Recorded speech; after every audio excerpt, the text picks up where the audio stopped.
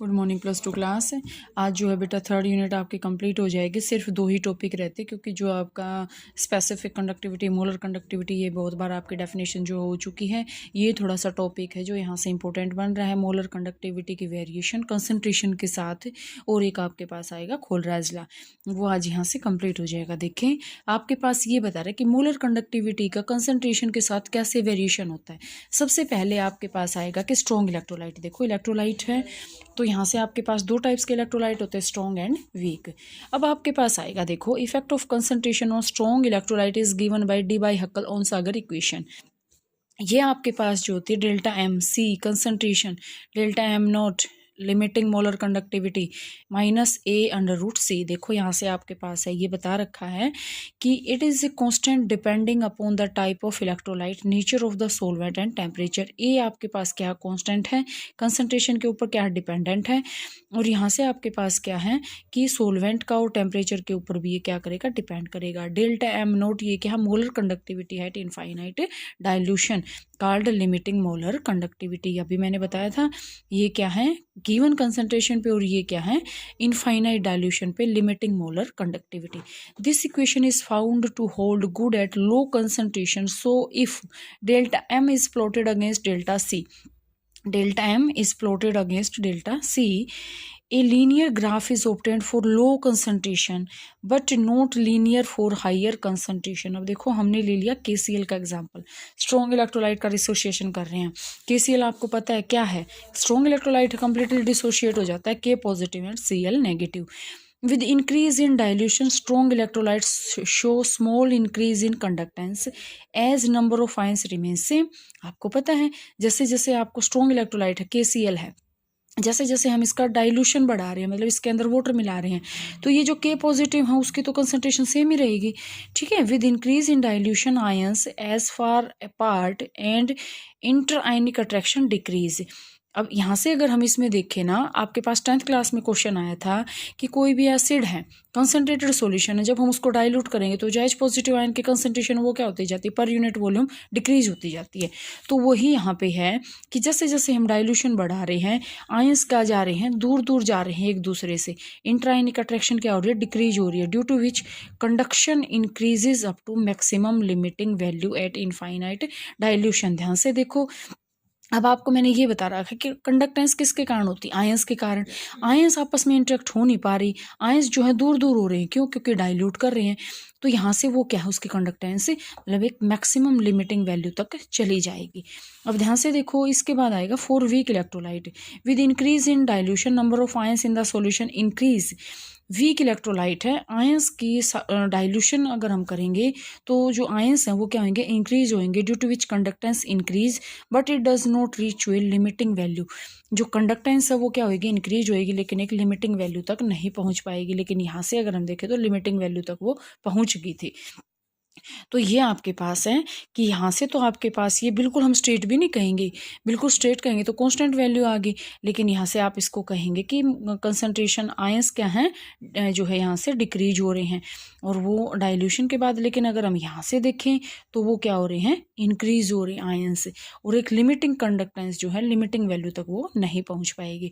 इसके बाद जो नेक्स्ट आपके पास टॉपिक आता है वो आता है खोलराज लॉ। खोलराज लॉ आपके पास क्या होता है, लिमिटिंग मोलर कंडक्टिविटी काउंट करने के लिए हम इसको जो खोलराज लॉ को काउंट करते हैं, इनफाइनाइट डाइल्यूशन इज द, तो लिमिटिंग मोलर कंडक्टिविटी किसी भी इलेक्ट्रोलाइट की क्या होती है, सम ऑफ लिमिटिंग आयनिक कंडक्टेंस। ये है मोलर कंडक्टेंस, मतलब टोटल सॉल्यूशन की ये क्या होती है, सम ऑफ आयनिक कंडक्टेंस कैटायन और एनायन। अगर हम ध्यान से देखो मैथमेटिकली, अगर हम देखते हैं लिमिटिंग मोलर कंडक्टेंस निकालनी है हमें AX/BY की, तो यहाँ से क्या है, पॉजिटिव और नेगेटिव में है। लेकिन देखो NaCl की अगर हमें निकालनी है लिमिटिंग मोलर कंडक्टिविटी, तो कैटायन का और एनायन का अगर हम आयनिक कंडक्टिविटी को प्लस कर देंगे तो ये क्या बन जाएगी, limiting molar conductivity. Equivalent conductivity की अगर हम बात करें तो equivalent conductivity of an electrolyte at infinite dilution is the sum of 2 values, one depending upon the cation and other upon anion. किसके ऊपर है, कैटायन और एनायन के ऊपर ये डिपेंड होती है। अब सबसे पहले इसमें आएंगे एप्लीकेशंस के बेस पे न्यूमेरिकल हैं, डन है, लिखवा के ले लो, पक्का आएंगे। अब आपके पास आता है calculation of molar conductivity eight infinite dilution of weak electrolyte. Weak electrolyte का हम मोलर कंडक्टिविटी इनफाइनाइट डाइल्यूशन पे, मतलब वीक इलेक्ट्रोलाइट को हम इनफाइनाइट नंबर ऑफ वाटर उसके अंदर डाल देंगे तो इनफाइनाइट डाइल्यूशन हो जाएगा। देखो, molar conductivity for string electrolyte at infinite dilution. कैसे वीक इलेक्ट्रोलाइट की हम कैसे निकालेंगे, जब हमें स्ट्रॉन्ग इलेक्ट्रोलाइट की जो मोलर कंडक्टिविटी पता हो। देखो, KCl की आपके पास है, ये आपके पास इसकी है, मतलब आयंस के अंदर ये इसमें टूटेगा, ये इसमें, HCl इसमें। तो आपके पास आती है एसिटिक एसिड के लिए। एसिटिक एसिड आपको पता है क्या होता है, वीक होता है। ऑर्गेनिक में मत जाना, मैं फिर से कह रही हूँ आपको, ऑर्गेनिक में मत जाना, वो वहीं था सिर्फ। यहाँ पे हम इसको क्या करेंगे, ये वीक एसिड है, कम्प्लीटली आयोनाइज नहीं होता। तो यहाँ से आपके पास क्या आएगा, इसको प्लस करेंगे के को, मतलब यहाँ से ये आपके पास गिवन है। और यहाँ से आपसे पूछ लिया जाए कि ये निकालेंगे कैसे इसका, KCl CH3CO के HCl। तो यहाँ से आपके पास क्या आएगा, इसका आपके पास देखो एसिटिक एसिड का आपको निकालना है और गिवन है आपके पास ये। तो आप इसको कैसे निकालेंगे, इसका CH3COO के, ये आपके पास आ जाएगा। प्लस हम इसमें क्या करेंगे, प्लस क्यों करेंगे हम HCl को, क्योंकि हमें इसके अंदर हाइड्रोजन को ऐड करना है। HCl हमने ऐड कर दिया। तो माइनस हम क्या करेंगे, KCl, क्योंकि हमें इसमें से ये K भी निकालना है और Cl भी निकालना है। तो ये आप इसको बिल्कुल यहाँ से ध्यान से करें। पोटाशियम एसीटेट को तो आप क्या करोगे, ऐड करोगे। HCl फिर इसके अंदर हम ऐड क्यों करेंगे, यहाँ पे कन्फ्यूज़न ये होती है किसको ऐड करें किसको माइनस करें। तो पहले तो आप लोगे ये, इसके अंदर देखो हम क्या ऐड करें, HCl ऐड करें या KCl ऐड करें। तो HCl और KCl में से हम करेंगे KCl ऐड, ठीक, सॉरी HCl ऐड, क्योंकि हमें क्या ऐड करना है उसके अंदर, हाइड्रोजन।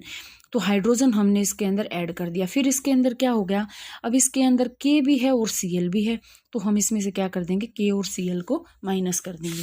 तो आपके पास ये इसके एप्लीकेशन, फर्स्ट एप्लीकेशन है।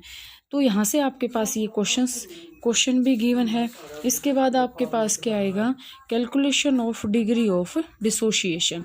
कि डिग्री ऑफ डिसोशिएशन का हम क्या करेंगे, कैलकुलेशन कर रहे हैं। Applicable only in case of weak electrolyte.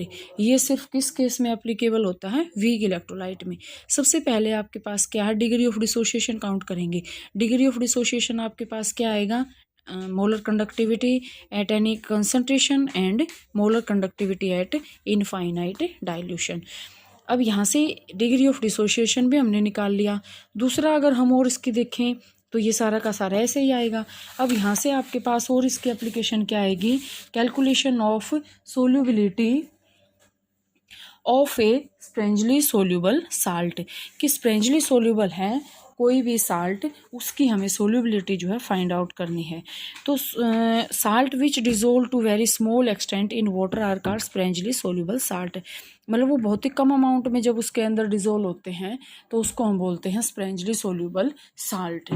अब यहाँ से देखो आपके पास लिमिटिंग मोलर कंडक्टिविटी हम किसकी निकालेंगे, K into 1000 over molarity, K into 1000 over solubility, ये इधर चला जाएगा, सोल्यूबिलिटी इधर आ जाएगी, K into 1000 into limiting molar conductivity. इसके बाद अगर हम और बात करें तो calculation of ionic product of water, जो कि मैंने आपको 11th में करवाया था, ionic product H positive OH negative.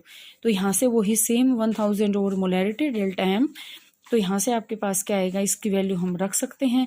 H positive OH negative ion की वैल्यू आपको मैंने बताई थी कितने होते, 10⁻⁻14। तो ये आपकी जो है, इसके बाद आपके पास इलेक्ट्रोलाइटिक सेल हैं, फ्यूल सेल हैं, वो आपके सिलेबस में से कट ऑफ हो चुकी हैं। और आज आपका ये चैप्टर 3rd चैप्टर कंप्लीट है। इसके बाद जो है 4th चैप्टर को स्टार्ट करेंगे। इसको आप इतना कर लेना, कोई प्रॉब्लम आए तो पूछ लेना।